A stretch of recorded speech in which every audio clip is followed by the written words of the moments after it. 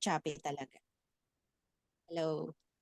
Choppy talaga from the start. So, good evening everyone.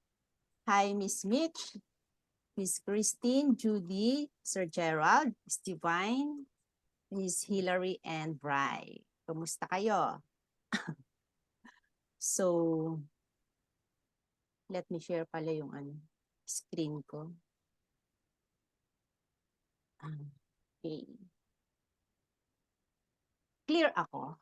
Yes po. Yes. Okay, thank you. Akala ko mapasama na kay Sir Bri.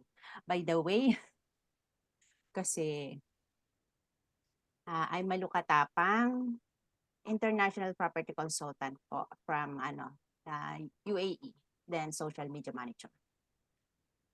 Tonight, I will discuss about introduction or crash course about the social media marketing for real estate.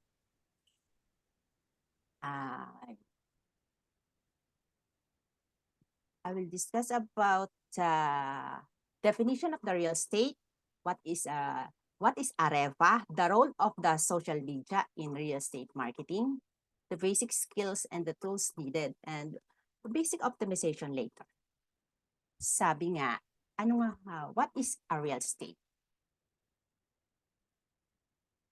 Real estate refers to the land, anything permanent structure or additions built on it, both natural and man-made. The term real means originate from the Latin word res, means thing or matter, and estate means status or condition. Essentially, real estate represent anything immovable, that part of the land. So alam naman natin yan. Familiar na kayo. There are the four types of real estate. One is the residential real estate, the industrial real estate, commercial, and the land. Let's have a brief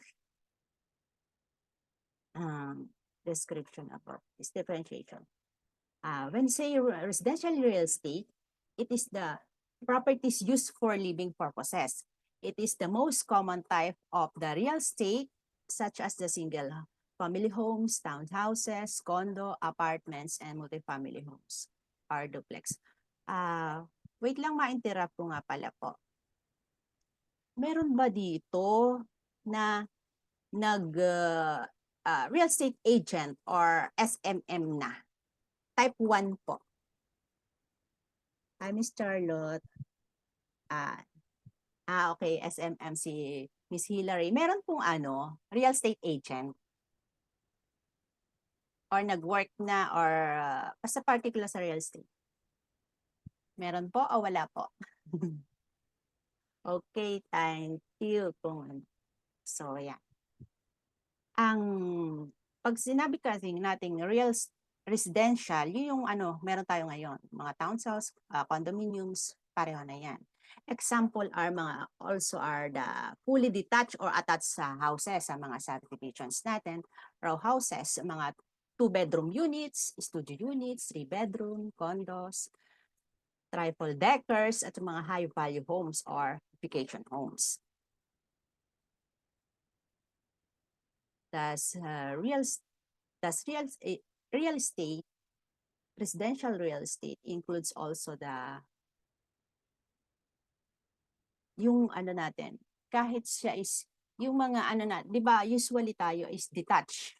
Hindi siya naka-townhouse. What I mean is hindi siya dikit-dikit, ang hiwa-hiwalay mga used for living.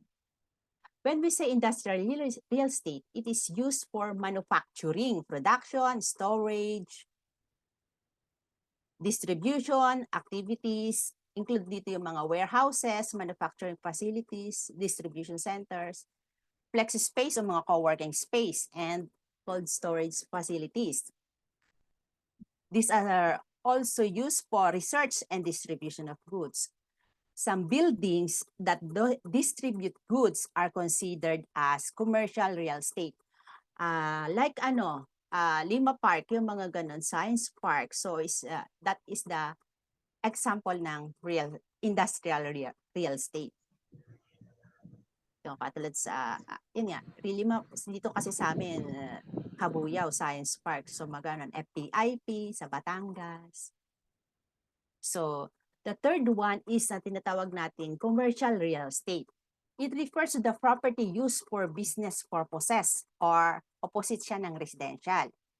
These include mga offices, retail, hospitality such as hotel, motel, resorts, mga multifamily or multiple residential units for rent, and properties with unique purposes like airport, hospital, educational institution, or entertainment venues. These are also include the shopping centers and malls. Dito na nakapaloob yun, mga medical and educational. Namaligag mga pigs. Okay. Apartment buildings, yung mga apartment, hotel, or condo are often considered then as commercial, even though they are used for residences. That's because they are owned to produce an income. Kaya siya kasama sa commercial real estate. Nakakapanibago. Teka lang, nakakapanibago pag walang nag-i-interact. Ano, ikaw lang na ikaw yung nagsasalita. So, the next category is the land. This include the vacant plots, the farmland, the ranches, the forest. It is yung mga undeveloped pa, mga hindi pa, i-develop pa lang or gagawin pa lang subdivision or gagawing site. So, kabilang siya, yun ang mga category or differences ng mga real estate. So, sa naririnig nyo, malimit, ano nga ba yung REVA na tinatawag? Sabi nga, ang REVA, short lang yun ng Real Estate Virtual Assistant. So, acts as a remote support system, handling various administrative, transactional, and marketing tasks related to the real estate business. They can help save time, increase efficiency, and ultimately boost your bottom line. They can do administrative tasks, transactional, and marketing tasks. So, kung being a freelancer, tayo yan. Ang tawag sa atin, REFA, kung tayo mag-virtual assistant ng real estate. So, as a REFA or through our support and services, we allow the realtor to focus more on high priority tasks and grow their business instead of doing the busy work to maintain it. Ano ba yung mga sample lang ng mga administrative tasks? So kabilang na dito yung mga schedule ng appointments at show off ng property kay client, pag-meet up. Then pagmamanage ng calendars kasi hindi lang naman si client ang ating iniisip.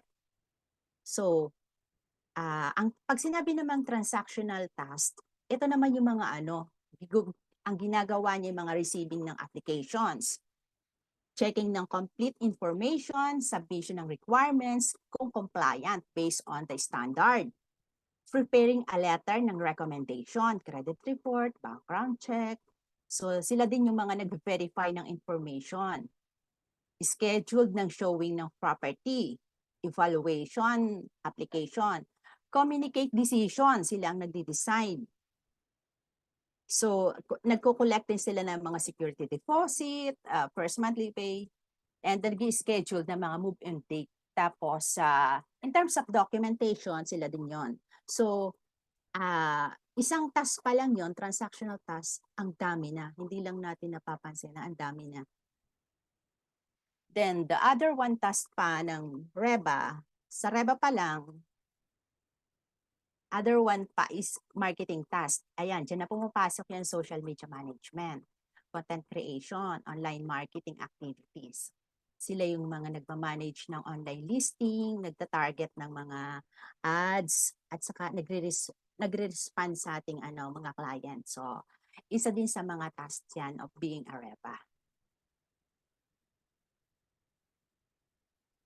The next one is, ano nga ba social media? Alam natin yan. Refers to the interactive technologies that facilitate the creation, sharing, and aggregation of content, ideas, interests, and information throughout the virtual communities and network.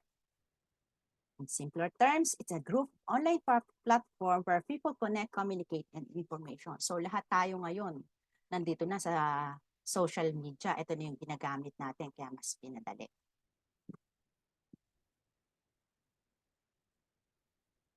Ano yung mga popular naman na social media platforms? So yan, ito lang is mga basic. Kasi meron pa rin tayong mga Pinterest, Snapchat, and everything. So ito yung mga lagi ng malimit gamitin pagka social media na pinag-uusapan. Facebook for connecting friends and family and communities. Instagram pagka naman photo and video sharing platform, nakafocus sa content. Then LinkedIn naman ang pang professional networking platform for connecting colleagues and finding jobs. So Twitter, may microblogging platform for sharing short messages and updates. Ang YouTube, video sharing platform for uploading, watching, and sharing videos. Sa YouTube kasi, kaya malimit yan gamitin ng mga nasa real estate is na-upload natin siya ng napakahaba. Unlike the Reels or the TikTok or iba pa, mga short form lang. Sa YouTube, na-upload natin yun ang kabuuan. Halimbawa, kung tayo nagbebenta ng isang bahay, so in and outs, isang video lang, kuhanin niya na lahat. So, sa TikTok, mga short video sharing platform for popular trending dances, challenges, and entertainment. Sa mga promotion is gamit na gamit natin. Sabi nga, ang most popular social media networks worldwide as of January 2024, ranked by the number of monthly active users in millions is Facebook. Overall na daw yan. Sabi sabi sa Google, sa statistics, Facebook, YouTube, WhatsApp, Instagram, TikTok. So, Messenger. So, yan yung mga natin. Kalimitan ng ginagawa. So, ito yung mga share ko lang yung mga, at ito naman talaga yung ginagawa ngayong mga top uses ng social media ngayong 2024. So, bakit Facebook? Keep in touch with family and friends. Then, the other one is spare time. So, pwede nating isingit yun yung ating mga business. Spare time daw eh. Reading new stories, finding content. Ito yung mga reason. Seeing what being talked about. Finding inspiration for things to do and buy. Then, finding products to purchase. Sharing the discussion opinions with others and mga live streams para magkaroon ng contact sa others, family or friends. Ano nga ba yung social media in real estate marketing? In the world of real estate, social media has become an essential tool for marketing and connecting with potential clients. It allows you to showcase properties, build your brand, engage with your audience, and ultimately, nag-generate ng leads and close deals. So, one way yan para makakaroon tayo ng leads at ng close deal. So, ito naman yung maraming nagiging benefits. Mga ilan-ilan lang itong sinabi ko dito ng benefits ng social media in real estate marketing. Meron ba tayong real estate? Taga real estate dito. Type 1 po.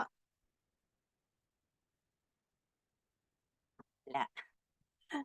Benefits ng social media. Increase brand awareness. It reach a wider audience and establish yourself as a local expert in your market.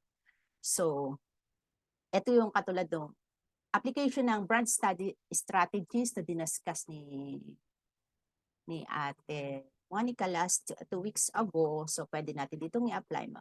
Mag-i-increase yung ating brand awareness. It means more people become familiar with your brand or products or services. Hindi ako magbe-mention ng sample. Tulad ni Camellia. Di ba mention si Camellia, no? So, familiar na kayo dyan in terms of pag nakita nyo halimbawa is parang orange at saka green at saka yung C, yung may tao na tatlo. So, alam natin si Camellia yon. Logo pa lang, si Camellia na. So, alam natin, in terms of may pangalan na. So, alam natin yung quality ng kung naghahanap tayo ng bahay o nagbebenta tayo ng bahay, alam na natin kung ano yung quality na meron siya at saka in terms pati ng budget. Next benefits is we target the specific audiences. Utilize platform specific features and demographics to connect with ideal buyers and sellers. It allows you to target specific demographics, interests, and locations, ensuring that your brand reaches the most relevant audience. So, pwede nating matarget yung specific audiences. Halimbawa nga, na kung ang dinadala nating product is sa Camellia worth 2 million, pwede na, halimbawa, minimum na yun yung 2 million na yun, minimum, noon. Matatarget natin, halimbawa, ang saan nakatira, in terms of salary, syempre, kailangan nating i-consider din yun. Kunyari, 40 to 50 of age, married, in terms, laging humahanap ng investment kasi alam ni Facebook yun. Alam niya yung algorithm. So, mabilis nating makuha kung anong gusto nating i-target through this social media. Then the other one is showcase properties. It will visually captivating content like photos, videos, virtual tours attract potential clients. So, through social media, it is the visual storytelling. It is the perfect stage to showcase stunning property, photos or videos. It ensures that the more people see your property listing, leading to higher chances of inquiries and sales. So the more may nakakaalam ng ating products, the more magkakaroon tayo ng leads and converting to sales, syempre, at the end. So madali nating explain kung tayo may client na kahit nasa ang bansa siya, madali nating ipakita. Kahit siya ay in terms of video, picture, kahit ganito sa Zoom lang tayo nag-uusap, nakaklose natin si client. So, yun ang magandang advantage ngayon na ginawa ng social media as compared before kami. Ayun. Next is build relationships. Interact with followers, answer questions, and provide valuable information to build trust. It is our engagement opportunities to engage with followers through comments, messages, and shares. By actively interacting with audience, real estate professionals, halimbawa kahit ikaw agent or ikaw ay SMM or ikaw virtual assistant ng real estate na client, you can build relationship, answer inquiries, and demonstrate their expertise na nagbibigay ng trust and credibility.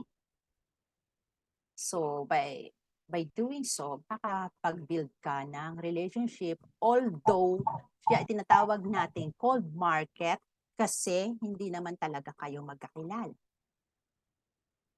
The next one is generate leads. Capture leads through targeted campaigns, call to action, and engaging content. By using your targeted campaigns at ginawa mong call to action, nai-engage mo yung mga viewers or audiences ng social media mong ginawa. Through that, nakukuha mo sila as one of your leads. Depende sa ibinebenta mo o kinukuha mo products. Next is build your credibility. Share industry insights, market updates, and client testimonial to demonstrate expertise. Consistent presence and engagement sa social media help establish your real estate business as an authority in the industry. By sharing your valuable content, industry insights, and success stories, you build trust and credibility among your audience. So, mas madaling mag-build ng credibility kasi yung iba, hingan mo lang ng testimonies, ipakita mo na galing dito sa tao na to, so na tumutulong ka magkaroon ng halimbawa ng property, so madami nang pwede mong ganung gawin, speak by itself. Unlike before na wala pa tayo sa social media, Word of mouth lang, kailangan mo pang tawagin sila to para magpa-testimonial. So, mas madali na ngayon. Tsaka nakakapag-share kayo ng mga insights. Nakakapag-update, mas madali siyang i-disseminate or magbigay ng value sa mga tao halimbawa na naghahanap ka ng properties. Kasi, 'di ba, 'yan ang target market ang target market ng isang REVA. Then, cost-effective marketing. Compared to the traditional methods, social media offers a relatively low-cost marketing approach. Sabi nga, spending less, spending smarter, or free or low-cost marketing. Your advertising efforts are more effective. Share ko lang ng mabilisan kasi nga, cost-effective marketing. Bilang, ano ako dati, international property consultant. So, bakit ko nasabi na mas nakatipid, spending less o mas mataas ang ROI? It's because before, kailangan pa namin mag-travel. That's why nakarating ako ng UAE. Kasi nagkahanap mo ng market, kahanap mo ng, 'di ba? Kahanap mo ng market. Ngayon, kahit nasa bahay ka lang, pwede mo nang matouch ang mga taga-UAE. So, nakarating ako doon, ang dami kong nagastos. Siyempre, visa, ticket, and everything, ang daming mga consequences as compare ngayon na nasa social media lang na bakit ko pala tina-target ang ba't ako nakarating ng UAE? Kasi nandun yung pera. So, kailangan dun ko siya hanapin. Nandun yung mga taong gusto kong tulungan. So, kailangan dun ko siya hanapin. Ngayon, dahil nasa social media na, kahit anong bansa na is pwede. At kahit hindi mo siya mapuntahan, kakonti na yung expenses. Skills and qualities that make you valuable and asset. Meron tayong tinatawag na core skills, value-adding skills, and soft skills. Nandiyan pa ba kayo? Gising pa ba? Baka nakakatulog na sa aking Yes. Gising na gising. Thank you. Ang hirap palang pagka walang sumasagot. Ayun, Sir Gerald, thank you. So, ito na tayo. Proceed na tayo. Sa mga skills. So, ito share ko lang based on my experience. Core skills, real estate expertise. Number 1 yung real expertise mo sa real estate with strong understanding of the real estate industry, including the buying, the selling, and rental processes, key terminology, and local market trends. So, bago ka maging isang REVA, mas mabuti na talagang dumaan ka, alam mo lahat ng proseso sa real estate. Alam mo yung paano yung buying at saka selling, alam mo yung product, rental process, the terminologies. Pag halimbawa ang target market mo is international, so in-depth talaga yung pag-aaral kasi different ang terminology niya as compared dito sa atin sa local. So, the whole process dapat alam mo kasi marami kang mga challenges na may encounter dyan kay client. Kahit sabihin na ikaw is online lang nag-work, nasa bahay ka lang, tapos sinasagot mo yung mga inquiry, hindi po pwede na tatanong mo kay boss, ano bang tanong, anong isasagot ko dito sa mga ganitong inquiry. Inquiry pa lang yun, so dapat alam mo talaga bago ka expert ka muna or mag-aral ka ng konti sa real estate before ka, ito ang piliin mong niche. Administrative powerhouse. Master organization, time management, multitasking to seamlessly handle various tasks like calendar management, email communication, data entry, and documentation. So ito naman sa pag-admin. So kahit sabihin sila ay admin, so alam mo lahat, multitasker. Multitasking dapat alam mo lahat yung sa pagsiset pa lang ng mga appointments sa versus dun sa may-ari ng kung ikaw ay nagbebenta ng bahay versus sa developer at saka sa client and the other the admin na pagkukuhanan mo ng system or kung may kailangan pa mag-present. So dapat magaling ka sa mag-manage ng time. Email communication, so i-emailan mo yan. Pero usually, lalo na pagka Pinas, ang market mo sa Philippines, ang market ay bibihira ang nagbabasa ng email. So, ita-chat mo yan through different social media. Ita-chat mo, ita-text mo, mga ganun.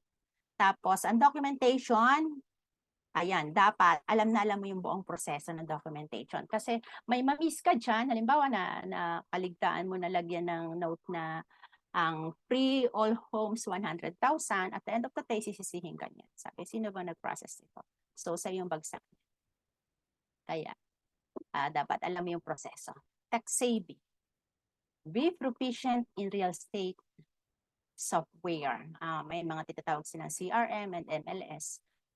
Social media, kung anong mga social media platforms ang kailangang gamitin, ang basic graphic design tools to create marketing materials and presentations. So dapat marunong ka kung saan mo kukuhanin yung mga price list, presentations, and everything. Kasi kahit VA ka, ikaw kasi ang magpe-present during the minsan kasi ang iba through chat, through sesendan mo ng video, sesendan mo ng ganyan. So, alam ko saan mo kukuhanin. Kasi yung mga terminologies ng mga software na ginagamit sa ibang bansa, katulad ng mga customer relationship management, yun yung mga managing interactions with the current potential clients. So, multiple listing service, mga ganon. So, dapat alam mo din siya mga transaction coordinator. Tapos, kung ano, social media platforms ang updated na ginagamit. Then, of course, basic na graphic design, kung ano gagamitin natin. Pag sa presentation, kasi kailangan iba yung kasi hindi lahat ng client mo na makakausap ko ay yun ang mindset. Then, communication maestro.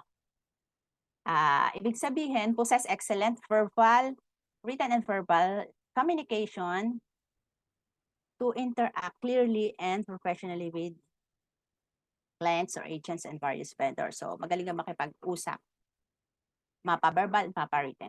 Problem solving, prowess, anticipate issues, think critically, and find solution to challenges. So, dapat marunong ka gumawa ng paraan, humanap ng paraan kung saan mo kukuhanin agad-agad ang mga na-encounter mong mga challenges. Kasi, minsan may mga client na kapag hindi mo agad naibigay or hindi ka agad nakakuha ng solutions o may naitanong hindi mo nagsagot, so pass agad yan. So, hahanap na ulit yan ng iba pang pagtatanungan. So, yun naman nagtatanong lang, so, teka lang, kailangan ko na daw bilisan. The other one is the value-adding skills. Ito naman is, we should have marketing magic. Understanding digital marketing concept, generate leads, manage social media presence, and create engaging content to support client marketing efforts. Sinabing marketing magic, it refers to the ability to implement marketing strategies and tactics that produce exceptional results and drive business growth. It is the combination of creativity, strategic thinking, and excellence to achieve marketing objectives effectively. Yan. Application na to ng mga strategy, techniques, kahit anong social media channels ang gamitin mo. Compliance champion. Ito yung yung tungkol sa mga industry standards, legalidad. So, dapat kahit ikaw ay VA lang nila ng isang client mo, alam mo yung legalities na mabilis mo lang siyang matanong. Mabilis mo lang siyang masagot ang inquiry sa'yo kung halimbawa. Or minsan kasi during the Zoom na ganito, bigla kang tatanungin na ano ba ang sample ng tanong. Sample ng tanong. Sa condo ba, okay ba? Iba't ibang klase ng kortina. What I mean is, iba't ibang color ng kortina. Mga tipong ganun siya, pakasimple nun, Pero hindi. Kasi mayroong, halimbawa, isang condo, halimbawa, hindi ko napapangalanan na Vista Recto. Ang Vista Recto, hindi na, sila, ang allowed lang nila is white. Magkortina ka sa loob na ibang color, basta sa labas white, para pareho sila. So, yung mga simple lang, kailangan mong alam na masagot agad. Multilingual mastery. Speaking one or more languages expands your reaches and caters to diverse clients. So, ibig sabihin lang niyan, halimbawa, depende kasi kay client. Marunong kang bumasa o mag-entertain. Kung halimbawa is ang client mo is accountant, so expect na natin by numbers kayo mag-uusap, by percentage, by ganun sila tumingin. Hindi sa, kasi mostly, ang ginagawa, investment. So, after pa 5 years, ilang percent ba mawawa? Mga ganun ba? Kaya kailangan by numbers. So, depende. Hindi mo, ano yung numbers kung halimbawa is kasambahay ang kukuha ng property. So, i-align natin. Financial documents or basic understanding of financial statements and bookkeeping can add value in specific roles. So ito yun, dito pumapasok yung yung pag-financial analysis or pag-financial statements. So kami bilang kami ang ginagawa namin, ini-FS muna namin si clients o financial analysis kung may kakayahan. Halimbawa, kahit gusto mo kumuha, halimbawa, gusto niyang kumuha, pero hindi naman siya qualified, but what I mean by hindi qualified, hindi pasok yung salary doon, kahit gusto man, sinasabi namin, hindi namin pinupwersa na, basta makakuha lang ng bahay, no, kasi babalikan kanyan. Or kaya naman, masyado mo siyang gigipitin, kawawa naman. So, yung mga ganong factor, maganda, meron tayo. Kahit sabihin tayo ay VA o kaya ay tayo SMM ng isang real estate. Kasi sa inquiry pa lang, alam mo na agad para hindi na kayo mag-deep pa ng usapan. So, alam mo na agad na next. Collaboration concession. Work seamlessly with real estate agents, vendors, and other stakeholders. So, yan, makipag-collaborate tayo sa mga real estate experts, ang mga successful. Yan ang ating gawing kahit sabihin natin ka-competitor natin, gawin natin idol or gayahin natin or syempre yung mga mali hindi natin gagayahin. Yon. Para maging tayo, expert din sa larangan at saka to keep update. So during that time, dyan kami bumabawi. What I mean is, yan ang binabarkada ko. Yung mga, yung mga, na natin dito sa Pilipinas, mga businessman, dahil sa real estate, ganto-ganto. Tapos, ang usapan namin lahat tungkol sa real estate, paano mapapataas yung value ng real estate dito sa Pilipinas, kasi alam natin tumataas, nag-a-add ang value sa atin yun. At na hindi naman agad natin ito naman yung mga soft skills na meron tayo. Client-centric mindset. Prioritize client satisfaction and anticipate needs and provide exceptional service. So, si client ang lagi nating iisipin. Siya ang ating laging tutulungan. So, yun lagi, prioritize natin. Hindi yung dahil kailangan lang natin may trabaho. Kailangan natin may makasweldo. Kailangan natin ng kliyente. No. Kasi babalik at babalik ang kanya. Kaya sila lagi ating iisipin. Possess a keen eye for accuracy and maintain meticulous records. Yun. Ayun nga, every detail kailangan alam natin. Kasi nga, may miss ka. Halimbawa nga, yung example ko kanina, hindi mo nalagyan ng notes na 100,000. At the end of the day, pagka yan, titingin sa, bakit wala yung 100,000 ko? Kailan ko makaklaim? So, magkakaroon kayo ng misunderstanding ni client. Diyan. So, yun ang magiging negative sa iyo. Hindi ka na makakaulit or not referral na. Ayun. So, next is adaptability and flexibility. Embrace change, learn new technologies quickly, and adjust to different work environments. So, yan. Sa pagbabago natin ngayon, kasi nga nasa na tayo, social media and everything, new technologies, so dapat, yung marunong tayo, nakaka-adapt tayo sa lahat, flexible. Kaya natin gawin. Kaya natin gawin makipagsabayan. Ayan. Self-motivation and initiative. Proactively take ownership of tasks and manage your time effectively. So, dito, being a Areva or BA or SMM, wala namang mag-aano sa atin, magpupush na, gawin mo niyan. So, dapat tayo may initiative na gawin na yun. Ang ating trabaho or ating, kasi kinuha natin, syempre, ad sales yan. Walang ibang mag-ano niyan. Laging tayo, huwag mong ipapasa sa iba. Manage your time effectively. Yan, positive attitude and strong work ethic. Being a positive energy, demonstrate integrity and maintain a professional demo. Ibig sabihin lang, kahit ang dami mong pinagdaraanan, Lagi kang think positive. Tandaan mo po, every problems, there always a solution. Kasi sa every problems na yan, nandiyan ang opportunity mo to grow. Malalampasan mo din yan. So, wag tayong kasi nakaka-effect, may effect yan during the, halimbawa, yung presentation natin ngayon, halimbawa si client, pinapresentan ko, so may effect yan sa atin. Hindi tayo makapag-deliver ng mga ayos. Yun, additional tips na lang. Tailor skill set to target market and niche within the real estate industry. By tailoring your skill set to your target market and niche within the real estate industry, you position yourself as a specialist with expertise and credibility sa specific na area, thereby increasing your value proposition and effectiveness in serving your clients' needs. Highlight unique skills and strengths that differentiate you from the other rep. Laging emphasize and showcase the specific abilities or talents and qualities that set you apart from other repa. Dito, i-emphasize mo yung yung anong kakaiba mo. So, ang sa akin lang, ma-share ko lang, ang sa akin naman, I'm not after the money. I'm not after the commissions. Sabi ko, kasi gagawin ko lahat, ang maitutulong ko kay client, money will follows. They will endorse you, and money will follows na yan.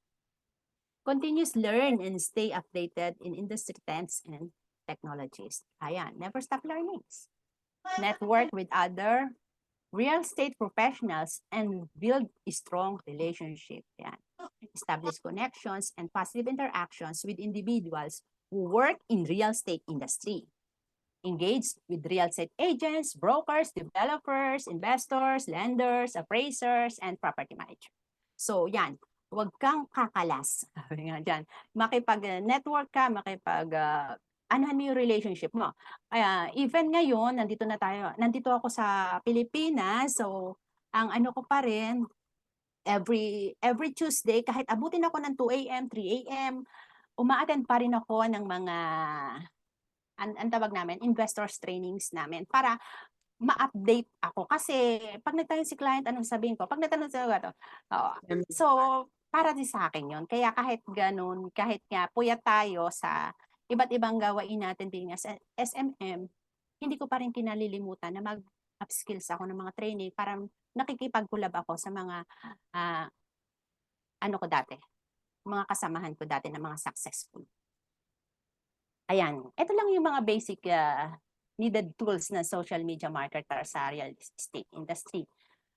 Basic tools, different categories to create, manage, and analyze campaigns effectively. So, sa content creation and design, so, di ba, pag SMM tayo, so, basic lang, Canva, dapat marunong ka. Or, kung wala naman, kung hindi naman Canva is PSD, Photoshop, yun. CapCut. So, ito yung mga ko lang ginagamit. Doon lang ako sa mabilisan. ChatGPT, Bard. So, pagka naman scheduling and management, nandito siyempre si Meta. Si Tailwind, Later, Hootsuite, Crowdfire, Buffer, Convene. Siyempre, sa una, hindi ko yun alam. Pero kasi, during the period na marami kang mga challenges na pinagdaraanan. So, minsan, matututunan mo diyan at matatry mo yan lahat. Kasi nangyari yun sa akin, hindi applicable kay Meta, kay Tailwind. So, kailangan gumamit ako ng lahat at i-monitor ko. So, na-try ko. Kasi nga, nandun ka sa period ng application. Kaya, kailangan matutunan mo. In terms of analytics and insights naman, nandiyan naman ang Facebook Insights, Twitter, kung Twitter ang kinukuhanan mo, Instagram Insights, and TikTok. So, ito lang yung itong features ng sa mga hindi pa alam. Kay Facebook, ito sa Instagram. So, pagka naman targeted advertising, yung mga nag-Facebook ads dyan, Twitter ads, mga nag-ads, LinkedIn, and TikTok. So, mga basic lang yan. In terms of engagement and community building. So, FB group, polls, kanina nag-create ako ng polls, di ba? Sino nakakita? So, quizzes, live, Discord, and Telegram. So, ay yung mga ano natin, sa engagement, ito yung mga tools na ginagamit natin. Ay, paano naman sabay ganun. Digital skills, training and services pula. Baka hindi nyo pa alam ang ating group. Kindly join. Data-driven approach. Reminder, choose tools based on your budget, platforms focus, and decide features and issues. So, kung ano lang yung budget ng client nyo, at saka kung saan nandun yung customer ng client nyo, doon tayo mag-focus sa madaling gamitin. So, meron namang mga free, ang free muna tayo sa simula kung nag-start pa hanggang sa kaya na nating magbayad ng mga iba't ibang tools. Stay updated on emerging tools and adapt your strategy para ma-leverage natin yung mga iba't ibang functionalities. Combine different tools for a comprehensive and data-driven approach. Sabi nga, yung natin, yung decisions, Papaluin kita. yung decisions na gagawin natin is made based on the data rather than an instinct. By selecting the right tools and mastering their use, you can empower your real estate social media marketing, create engaging content, reach your target audience, and ultimately achieve your marketing goals. Next is, ito yung mga ano lang to, some of the possible tasks ng social media in terms of management and in terms of marketing. Pag management, nandiyan yung customer relations, providing information, and lead generation. Pag marketing naman, pwede tayong ma-assign sa advertising and the sales. Steps naman ng social media marketing sa real estate. Consider lagi yung brand ng social media presence. Select the social media site and the supporting social media site. Create and optimize social media sites and create contents. Ito na yung explanation. Steps na social media marketing in real estate industry. Yan nga. Consider the real estate brand social media presence. So, kung si client, ano ba yung mga audience niya? Kasi may mga lugar na dito sa Pilipinas, Facebook. So, yun ang halimbawa ang ating gagamitin. Kung sa ibang bansa, halimbawa sa Texas, Instagram. Yung mga tipo mga ganun. Depende kung anong gagamitin. Meron na ba social media o wala pa? Alamin natin yun. Sunod is the main social media site. May lalagyan natin siya ng supporting site. Halimbawa kung sa Facebook page, so mas maganda, meron siyang supporting site na halimbawa ay naka-LinkedIn or naka-Instagram. Then, the next step natin gagawin is to start creating social media platform and optimize. Ito na yun. Mag-create na tayo ng social media sites. Ang mga kailangan natin, and photo, cover photo, contact info, description, and mga vanity URL. Then, mag-start na tayo ng contents. So, contents, text, photos, videos, articles, infographics, slides, and screenshots ng album. So, ayun nila yung mga basic na kailangan natin. So, nandyan pa ba kayo? Nandyan pa kayo? Ako, mukhang wala na. Tuturuan ko pa naman kayo ng konti. Teka lang. May tuturuan ko konti. Ano ba? Time out na ba? Hindi pa naman. Ito ano lang yung i-share ko sa inyong konti ay kahit saang social media ang inyong gamitin, same concept. May natutunan ba kayo? Yes po. Sa mabilisan kang Yes. Teka lang May nakikita na sa screen? May nakikita na sa screen? Wala pa po. Wala ang Zoom ko. May Wala nakikita na sa screen? Wala pa. Naku, patay. Wala pa akong sinishare. Mag-share lang ako ng konti na sana maging helpful sa inyo kahit tayo nagsisimula pa. May nakikita na? Yan po, okay. Okay. So, ito ay idea lang sa pwede din itong i-apply sa Instagram, sa LinkedIn, sa YouTube, sa Twitter. Ayan, yung makukuha yung magandang dito is pwede nating i-apply para gawin natin. So kayo ba, kapag kayo nakakatanggap ng friend request, anong ginagawa niyo? I-stalk ko muna. Yes, in-stock mo muna, syempre. Yeah, Alam tama. natin. Kasi hindi natin alam. So sa pag-stock mo, halimbawa ang nakita mo lang is ang picture is building or kaya ang background is aso. Wala kang nakita. So, ina-accept mo ba 'yon? 'Di ba hindi pa? Talagang tinitingnan mo mabuti. From the ito pala advice ko sa inyo. Being a freelancer, lalo na kung tayo nag-a-apply, mga baguhan, mas maganda po ng ating Facebook ay naka-public. What I mean is, kasi may mga Facebook na naka-private. So, kung sa Facebook ang ating market, oo nga, kung gusto natin na doon tayo matagpuan, kasi may mga, halimbawa, may mga kliyente na naghahanap sa Facebook, pagtingin nila at naka-private, so hindi ko na makikita kahit anong galing mo. Makikita. 'Di ba? Sino dito yung mga sino dito ang mga hindi ko chinat? Mga hindi ha, kasi lahat kayo chinat ko na. So, I guess tiningnan niyo ako from lahat. Sino ba ito para kausapin ko? Tapos isa pa, 'di ba?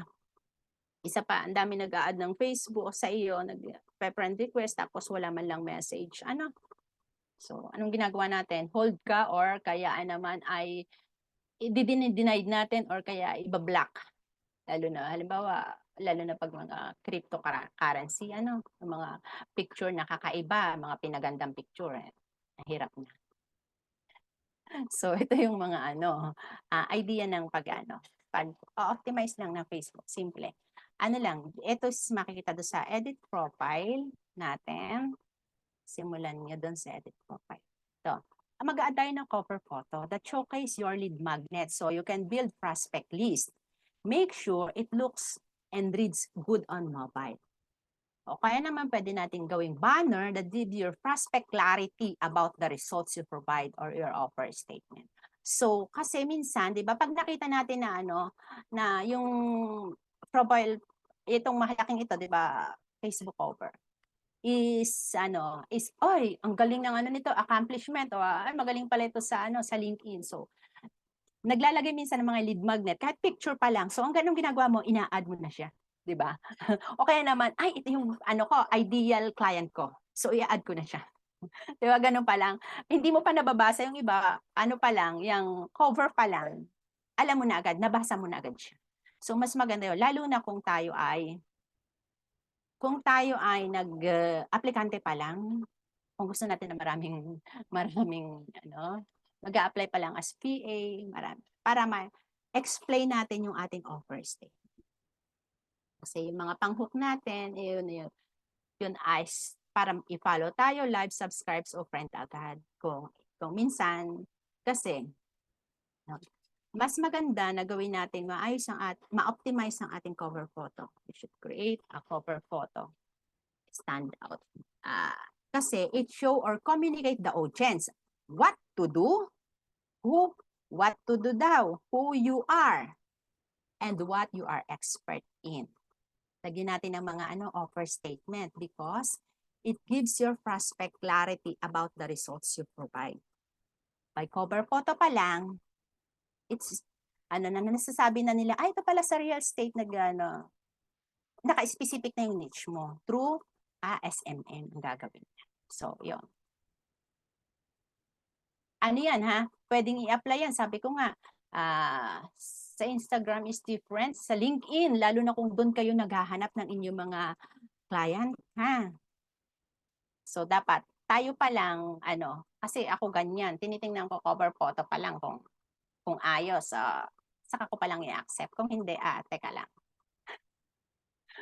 So, katulad nito, ito sample ha. Sample to ng mga ng rental finder. So, mga travelers naman ang hinahanap ng accommodation rental. So, alam na natin kung ano kanyang dinadala ng Facebook na to. Katulad nito, disability business ang kanya, through personalized email campaigns. Email marketer pala to, sabi niya. So, ibig sabihin, cover photo pa lang, kahit hindi na natin basahin, alam na natin kung sino siya. Click the link. Please click link and photo dimensions. Also, when you upload your cover photo, make sure to add your call to action. Halimbawa ng mga call call to action, dadalhin mo siya sa booking page, sa landing page. So, when they click your cover photo, they will see something like this one. Yan, sinasabi ko. Dito siya dadalahin sa website to. Sinasabi dito kasi may mga cover photo na ano kasi yan, ang cover photo ay may size, ha? Ating sundin ang size niyan. Kasi minsan ang iba, putol, hindi natin ma-emphasize, masabi ko ng dahil. Lalo na pagka inilagay natin sa mobile, ano siya, kakonti na lang mababasa. So, before natin i-finalize, I think, check muna natin mabuti. Kasi magkakaiba yan ng size. Ang LinkedIn ay super liit, magkaiba rin yan ng size as compared dyan. So, ayan, sample na lagyan natin ng professional looking photo lights. Hindi yung ating mga 1x1 o 2x2 picture mismo. Sunod, edit bio. Edit naman ang ating bio. Make sure that it tells who exactly that you serve and the results what can. So pag nabasa natin yung yung bio natin, alam na ng ating client na matutulungan niya pala ako kasi siya pala SMM, nasa real estate ako. Fit kami. May add ko siya. So from that, alam na natin na maayos to. Optimize yung profile niya. Next. So lagyan din natin ng call to action. Merong mga na nilalagyan ng call to action, mga bio nila. Katulad nito, book sa ganito, sa Calendly halimbawa. Yung sa akin, binuko sa forms kasi may pinapasagutan ako dito. Na napakasimple lang naman. So kasi yung dinadala ko, real estate agent. So through SMM strategies. Tapos, update din natin yung mga featured section. Kasi kalimitan, ang mga laman niya yung mga credentials natin, lead magnet, testimonial, wins, mga sample works natin. Tapos, lagyan natin ng call to action sa featured image. Makita siya sa mobile. Doon niyo ilalagay na add to feature pag mobile. Pero i-post niyo muna.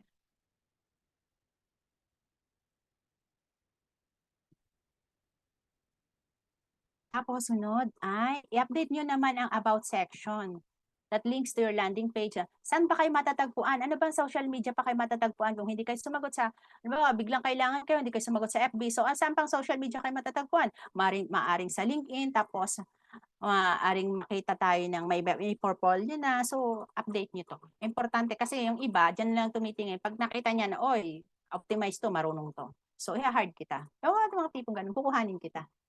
Simple lang pero ads na yan. So, ayan na naman ako. Join naman kayo sa ating Facebook group. So, hanggang doon na lang po. Pero hindi pa ako natatapos. Konti na lang to.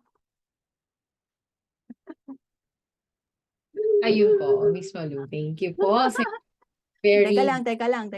Meron Ay, pa. meron pa pala. Oo, saglit lang. Lang, 1 minute. Papakitaan ko lang kayo ng sample, ha? 1 minute. 1 minute lang to, mabilisan.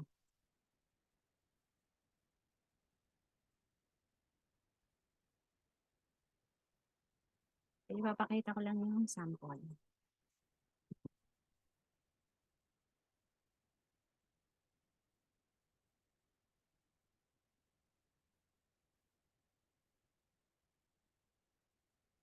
Nasaan pa si Zoom? Gising pa ba kayo?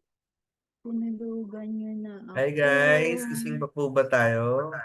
Tinulugan nyo na ako. Gising Kasi na gising naboboring pa. kayo. Ayan. Ito lang naman. Papakita ko sa inyo yung sample ng PCC natin about the yung pag-post ng sa real estate. Simple. Quotation lang siya. Pero, quotation nga siya. Pero may impact yon. So, for awareness. So, yan. Ginamitan natin ng mga hashtag, call to action, yung mga iba't ibang. Tapos, another one is ito. Ito naman hindi ko na rin papangalanan, Vista Residences, taga Vista po ako. Ito, naka call to action at nasa landing page niya lagi nating lalagyan yan. Nasa landing page niya is yung website niya. So, pagpunta niyo sa website, doon niyo makikita ito. Kung gusto niyo basahin ito. Or about their other products. So, tapos, sample lang to. Ito kasi ay video. Nasa Vistaland lang po ako. Vistaland, doon ko ito kinuha. Tapos yan, ito kasi ay video. Hindi ko na nilagay dyan ang video. Yan, nilagay na niya yung kanyang license number and kung magkano yung amount na mag-start na pwede kang makakuha. So, being a social media, gagawin natin yung mga task na yan. So, ito naman sa rental finder, ang call to action niya din ay pumunta sa website. Meron din naman phone number or ayun. Ayun, gising pa ba kayo? So, that ends my presentation. Nandiyan pa ba kayo po? Yes Ang po, ating dito mga... kami. Thank you so much, Ate Malu. Thank you. May natutunan ba kayo? Dami kong siname. Yes po. Ang dami kong notes. Dami po. Ay, oo nga pala. Ano, may question? Pag Yes wala po. kayong question, may giveaway ako. Teka lang. Exciting. Kasama po ba kami? Ay, kung gusto nyo, teka lang ha, hanapin ko. May pag-giveaway pala ako, ha? Para kasi mabilis lang, para hindi nyo malimutan. Ilagay ko sa chat box. Sige lang. Habang Tawag dito, hinihintay. one of our lead magnet. So, may Binuksan- question ba ang iba? Yes po, sa mga may question po, pwede po kayo mag-unmute, pwede po kayo magtanong, or pwede nyo po isend sa chat natin, tapos ating itatanong kay Miss Kung Malu. kung what I mean is, kung gusto niyo ng consultation or how can I help you, pwede niyo ako i-PM kasi alam ko, lahat kayo, ka-text, ka-chat ko na. Alam ko. Minessage ko na, tapos ako rin yung ka-chat niyo sa ating FB page. Tapos may isa pa akong bonus, huwag kayong maingay. Pag hindi nakita, sorry. Kasi shinare ko lang yan kasi 'di ba napapansin ko sa ating mga Facebook at saka sa likid magkakaiba ng size. So i-pick niyo na lang diyan ang picture niyo. Lalagay na lang diyan lalagay niyo na lang diyan yung inyong dinadalang offer statement and everything. So ayan na yung size no. Sakto na yan. May questions? Okay na po ako. Ang ating evaluation.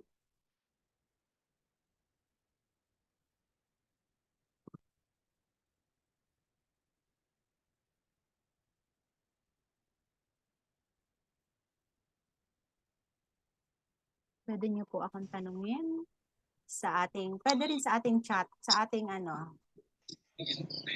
FB page o kayo na may ka-chat ko na. Okay na ako, Sir Bry? Ayun. Any questions Sabi na po? naman to si Sir Nahahabol? Ganun po ba?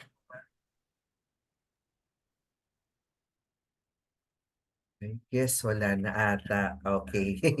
Okay, go. Guys, kailangan po natin ng photo o feed po natin. Pa-turn Yes on po. na lang po ng camera natin.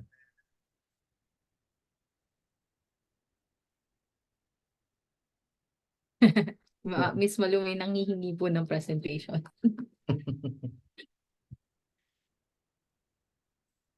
Paki-turn on po yung camera po para sa photo op po natin. Para po tayo merong souvenir. Okay na po ba lahat? Sila Ma'am Christine, Ma'am Charlotte, Ma'am Regine, Miss Monica po. Ayan. Okay na po ba? May hahabol pa po ba magbukas ng camera? Okay. Basta po sa Okay photo. na, Miss Sige Regulin. po. Go. Okay po. In 3, 2, ngiti po tayong lahat. 1. Alright. Isa pa po. In 3, 2, 1. Ngiti po. Ayun. Well, thank you so much po sa ating speaker and also kay Miss Hillary, kay Ate Malu, and to all those who attended this webinar po. Tomorrow po, meron po ulit tayong topic about lead generation in which I would be the speaker. So sana po, mattend din po kayo tomorrow. Ayun. So, any questions na po? Pahabol? And also po yung feedback po pala natin, don't forget to fill out the form. Nasa chat po pala yung feedback form po natin. Yun. Yun. Well, thank you so much po sa lahat and have a great evening po. Thank you, Ate Malu. Bye po. Thank you, po. thank you. Sisend po namin ang Thank you po. sisend po namin by email ang video recording. Bye po.